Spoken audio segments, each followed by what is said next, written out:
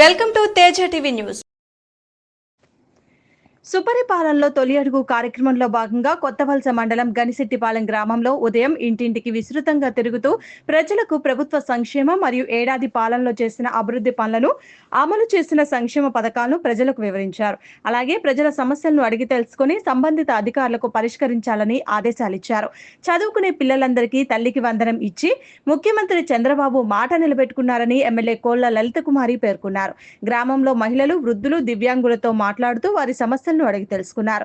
సబ్బవరం నుండి కొత్తవలస మీదుగా కోటపాడు రోడ్డుకి నిధులు మంజూరయ్యాయని, కొత్తవలస మండలంలో పతాంజలి పరిశ్రమ రాబోతుందని తెలిపారు. ఈ కార్యక్రమంలో మండల పార్టీ అధ్యక్షులు గొరపల్లి రాము, ప్రధాన కార్యదర్శి కనకాల శివ, ఉపాధ్యక్షులు ఎల్లపు సూరిబాబు, మాజీ జెడ్పీటీసీ కోళ్ల శ్రీను, యూనిట్ ఇన్ఛార్జ్ గొంప దుర్గా ఉమేష్, లెంకా శ్రీను, విరోతు శివాజీ తదితరులు పాల్గొన్నారు. 130 కోట్లు వాడాం మనం మన నియోజకవర్గం ఈ సంవత్సర కాలంలో. తార్ రోడ్లు వేసాం, సిమెంట్ రోడ్లు వేసాం. మనకి ఏదైతే 4 కోట్ల రూపాయలు ఈ మన సంతకాల రోడ్డు ఎస్కేకే రోడ్డు అంటారు, దానికి 4 కోట్ల రూపాయలు కూడా మెయిన్ రోడ్ ఇచ్చారు. ఈ గ్రామాలు అన్నిటికీ కలిపి త్వరలో కొరకే పడ్డానికి కూడా వస్తాం. అంటే ఇన్ని పనులు మనం చేసాం. అలాగే పెన్షన్ 4,000 పెంచి ఇచ్చాం.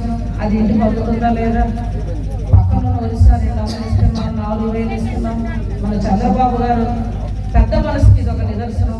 మాట ఇచ్చాం. ఎన్ని ఎలక్షన్స్లో 4,000 చేసి అందిస్తున్నాం.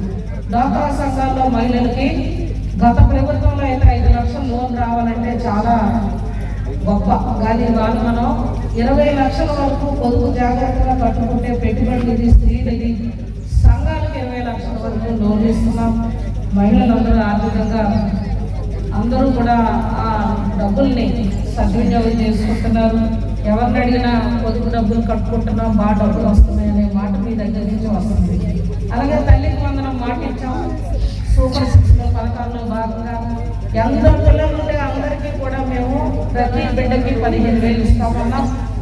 ఆ నిర్ణయానికి కట్టుబడి వాళ్ళ రోజు బడ్జెట్ ఉన్న సుమారు 70 లక్షల మంది, అంటే 1 కోటి మంది పిల్లలకి ఇవాళ ఎంతమంది ఒక కుటుంబంలో పిల్లలు ఉంటే అందరికీ కూడా మేము తల్లికి వందనం మెయింటెనెన్స్ 2,000 స్కూల్కి విడిచిపెట్టి 13,000 కూడా తల్లి అకౌంట్కే నేరుగా వేసిన ఘనత. ఆ ఇంట్లో 3 పిల్లలున్నా, 4 ఉన్నా, 5 ఉన్నా కూడా ఈ విధంగా అది చంద్రబాబు గారు గొప్పతనం కూడా నేను మీ అందరికీ తెలియజేస్తా ఉన్నాను. గతంలో ఒక పిల్లవాడికే ఇచ్చేవారు, మీరు ఆలోచించండి. ఇవాళ మన ప్రభుత్వం, కూటమి ప్రభుత్వం ఎందరుంటే అందరికి ఇస్తున్నాం. అలాగే దీపం పథకం ద్వారా ఉచిత గ్యాస్ ఇస్తామని సూపర్ 6లో మాటించాం. ఇవాళ దీపం పథకం కూడా గ్యాస్ సబ్సిడీ మీ అకౌంట్లకే సంవత్సరానికి 3 బట్టలు ఉచితంగా ఇవ్వగలుగుతున్నాం. ఇవే కాదు తల్లి, అన్నదాత 20,000 త్వరలో వస్తాయి. అలాగే ఇంకా అనేక పథకాలు మేము బాధ్యతగా ఇస్తాం. ఇవాళ సూపర్ 6లో నేను వచ్చినప్పుడు మరి వారు ఎంత ఎండలు కూడా ఈ ఎండలు లెక్క చేస్తున్నాం. మీ అందరూ ఇంట్లో పనులు విడిచిపెట్టి పార్టీపై, ప్రభుత్వంపై, మా అందరిపై ఉన్న అభిమానానికి లలితమ్మ మరొకసారి శిరస్సు వంచి నమస్కారాలు తెలియజేస్తూ, ఇంటింటికి పొలాలు ఇచ్చే బాధ్యత నాది. అప్పుడే ప్రతిపాదనలు ముఖ్యమంత్రి గారికి ఇచ్చాం. మన కొత్తవలస మండలం పూర్తిగా ఇంటింటికి ఇవ్వాల్సిన బాధ్యత నాకు ఉంది. అందులో భాగంగానే ప్రతిపాదన ప్రభుత్వం దృష్టిలో పెట్టాం. తప్పకుండా నేను మీ అందరికీ అందజేస్తాను. ఇవే కాదు, మనం చూస్తున్నాం స్కూల్లో పిల్లలకు కూడా ఉచితంగా బుక్స్ ఇచ్చారు. లోకేష్ బాబు గారు మంచి బ్యాగ్, బుక్స్ కిట్ ఇచ్చారు, యూనిఫామ్స్ ఇచ్చారు, నాణ్యమైన పుస్తకాలు ఇచ్చారు, నోట్బుక్స్, టెక్స్ట్ బుక్స్. అంటే రూపాయి ఖర్చు లేకుండా సన్న బియ్యం పెట్టారు స్కూల్లో భోజనానికి పిల్లలకి. గత ప్రభుత్వంలో మా పెద్ద గింజన్న బియ్యం ఉంది, అరగటం లేదని ఇవాళ సన్న బియ్యంతో భోజనం కూడా మార్పు చేశారు. అలాగే మన జూనియర్ కాలేజీ, గవర్నమెంట్ కాలేజీల్లో మధ్యాహ్నం భోజనం పెట్టారు.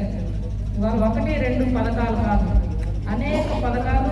ఈ లోటు ఉన్న ఆంధ్రప్రదేశ్ అప్పుల్లో ఉన్న ఆయన తెలివితేటలతో సంపదలు సృష్టిస్తూ మన అందరికీ కూడా ఈ పథకాలు అందజేస్తూ ఒక పక్క యువతకి ఉద్యోగ అవకాశం ఇవ్వాలని మెగా డిఎస్సి 16,700 ఉద్యోగాలకి మన నోటిఫికేషన్ ఇచ్చి పరీక్ష రాయించి త్వరలో ఆ పోస్టులు కూడా గవర్నమెంట్ భర్తీ చేస్తారు.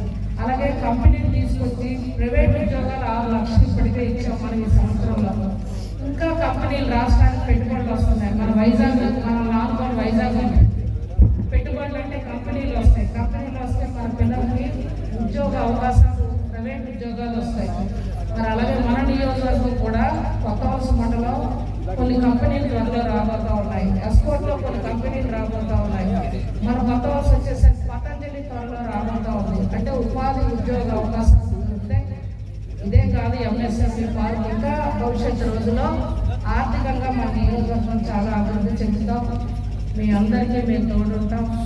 మన నియోజకవర్గ అభివృద్ధికి అహర్నిశలు అందరం కలిసికట్టుగా పనిచేస్తామని ఈ 4 మాటలు అమ్మ మీరు కూడా మనం అందరం ఆలోచించాలి. గత ప్రభుత్వ పాలనకి ఈనాటి ప్రభుత్వ పాలనకి ఇంటి వద్దకే పెన్షన్ పంపిస్తున్నాం. క్వార్టర్ బియ్యం ఉచితంగా ఇవ్వగలుగుతున్నాం వారికి ఆంధ్ర ప్రభుత్వ సహకారంలో. ఇంకా మళ్ళా భవిష్యత్తులో ఇప్పటికే కందిపప్పు అవి ఇస్తున్నారని నేను ఆశపడుతున్నాను కోటల్లో. ఇంకా భవిష్యత్తులో అన్ని పథకాలు వస్తాయి. కొంత లాట్ బడ్జెట్ ఉంది. రాష్ట్రం ఇంకా గాడి పడుతున్నాం. మనం ఒక్కొక్క అడుగు వేస్తున్నాం. గత ప్రభుత్వం వల్ల రాష్ట్రం అంతా కూడా అస్తవ్యస్తం అయిపోయింది. దాన్ని అన్ని సర్దుకుంటూ ఆయన తెలివితేటలతో ముందుకు తీసుకెళ్తా ఉన్నాడు. మీకు అన్ని విషయాలపైన అవగాహన ఉంది. భవిష్యత్తులో నేను కోరేది, గతంలో ఆనాడు మీ గ్రామ పెద్దలు అందరి సహకారంతో రామాలయం మనం ప్రతిపాదన ఆనాడు పెట్టాం. ప్రభుత్వం దృష్టిలో అప్పుడున్న నా టైంలో ఆనాడు కొన్ని శాంక్షన్స్ వచ్చాయి. మరి అలా మీ అందరూ మంచి రామ మందిరాలు కూడా రామాలయాలు నిర్మించుకున్నారు. చిన్న విషయం కాదు. ఏది ఏమైనా నేను మీ అందరినీ కోరేది, భవిష్యత్తు రోజుల్లో మన తెలుగుదేశం అభ్యర్థులు అందరి విజయాన్ని ఇప్పటి నుంచే వెళ్తాం. ఎలక్షన్లు ఏమన్నది వచ్చి కనబడితే ఒక మాట చెప్తుందని అందరూ అనుకోవద్దు. ఒక రింగ్ అనమాట, ఒక సిస్టమ్ ఉంటే మేము పథకాలన్నీ కూడా మీకు అందించగలుగుతాం.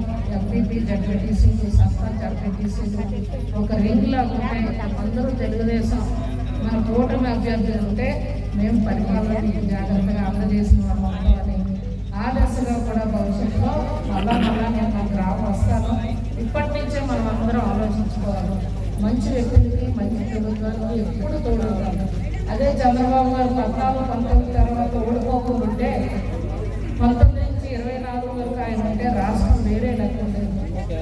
తెలుసమ్మా, ఆయన ఓడిపోబట్టే అవగాహన లేని వ్యక్తి రాజకీయాల్లోకి వచ్చి అతనికి పరిపాలన చేత కాలేదు. ఏ విధంగా ఏ సాగితే రాష్ట్రాన్ని ఎలా తీసుకెళ్లాలో తెలియక 5 ఏళ్ళు చీకట్లోకి వెళ్ళాం. మళ్ళా ఇవాళ మనం అందరం ఆ తప్పులు సరిదిద్దుకొని కూటమిని నడిపించుకున్నాం.